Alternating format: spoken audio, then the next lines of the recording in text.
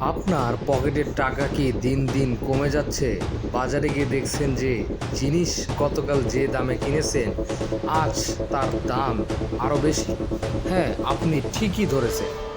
আমরা কথা বলছি মূল্যস্ফীতি নিয়ে। বাংলাদেশে বর্তমানে এটি সবচেয়ে আলোচিত এবং উদ্বেগের বিষয়। সহজ কথায় মূল্যস্ফীতি মানে হলো সময়ের সাথে সাথে পণ্যের দাম বাড়া এবং টাকার ক্রয় ক্ষমতা কমে যাওয়া।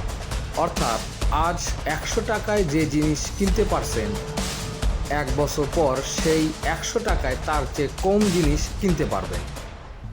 ২০২৩ সাল থেকে আমরা উচ্চ মূল্যস্ফীতির মধ্যে আছি। ২০২৩ সালের আগস্টে এটি ৯.৯২% পৌঁছেছিল, যা ১২ বছরের মধ্যে সর্বোচ্চ।